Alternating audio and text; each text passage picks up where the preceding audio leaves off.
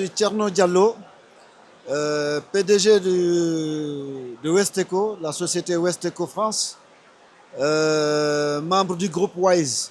Le groupe WISE est constitué de 3 à 4 entreprises et c'est un groupe qui est constitué des Africains, 100% africains. Donc c'est des jeunes Africains qui se sont réunis, chacun avec son expertise, pour joindre ensemble les efforts pour pouvoir venir disons, au développement de l'Afrique.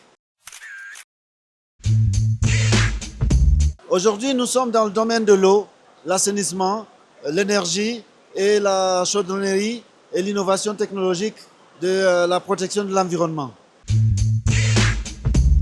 La particularité est que ce sont des technologies que nous créons adaptées à l'Afrique, aux besoins des Africains et à la réalité de l'Afrique. Donc c'est ça notre particularité. En effet, 90% de notre conception s'est fait en Afrique. Nous avons un atelier large et grand en Côte d'Ivoire et nous intervenons au niveau des industriels, au niveau des zones industrielles, et nous intervenons aussi auprès du gouvernement. Nous avons un grand client qui est la CIE, c'est-à-dire la compagnie ivoirienne d'électricité, et nous travaillons pas mal aussi avec Total, les raffineries, et ainsi de suite. Bon, aujourd'hui, nous avons une croissance. Nous pouvons dire que depuis les 3 dernières années, depuis que nous avons réuni nos forces ensemble, ça a démontré que l'Afrique doit s'unir. Et donc, du coup, nous avons eu des projets en Guinée. Nous venons de finir l'installation d'une station de bout de vidange. Nous avons aussi, nous sommes en train de livrer des équipements au Togo. Et nous avons livré des équipements au Burkina. Donc, ça a montré que réellement, la fusion, elle est judicieuse, elle est justifiée. Donc, on voit vraiment une croissance extraordinaire que nous ne pouvions pas faire, nous, en étant chacun de son côté.